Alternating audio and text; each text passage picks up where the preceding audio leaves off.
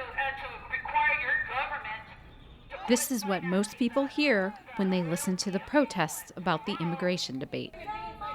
Amongst the noise, it's hard to determine the message. Go to Spain, I'll go back to England. There are those who believe the controversial Bill 1070 has put Arizona in a negative spotlight and encourages racial profiling. As Americans, we're in agreement on 95% of all issues. It's that 5% that divides us so much that we're willing to go to the death. And that's where Arizona's been polarized. But who's responsible for that behavior? You have politicians who have polarized Arizona, like Governor Brewer. She said there's an invasion. I went down to the border myself, and I drove up and down for a week. No invasion. But an invasion is exactly how many people characterize the influx of immigrants to our state. My taxes have gone up for the hospitals, the prisons, the schools, English only. And yet a lot of these people come up, they don't want to speak English. These are young men, God bless them, young women dying in the desert. They don't have an 8th grade education, but that's not my problem. That's Mexico's problem. According to the U.S. Census, there were more than 50.5 million Hispanics in the United States in 2010, with California leading the nation with the largest minority population. Still, all the noise seems to be focused in Arizona. Rather than staging large protests and marches as they did in the past, immigration advocates are turning to more creative approaches like film and theater. Will be the premiere of this movie called Immigration Tango.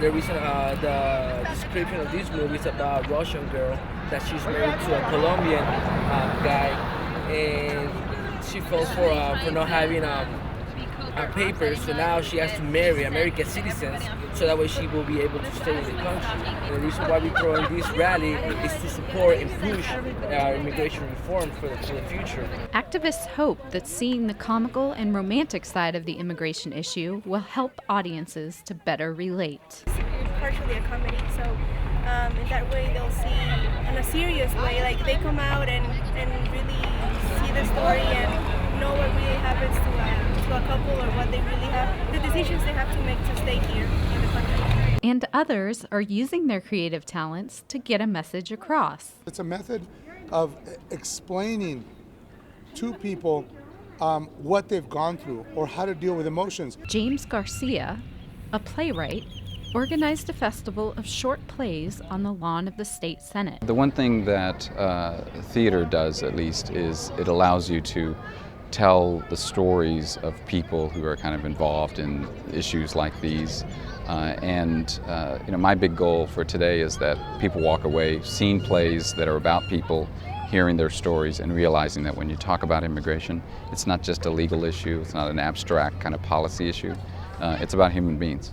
Director Barbara Wood believes the plays will help people look within themselves and give them reason to think the next time they vote. That's the important thing, for people to realize that we're all the children of immigrants and we all have to live together and we all have to work together. And if people assume the whole immigrant situation is Latinos in Arizona, we're in trouble because it deals, it's all of us.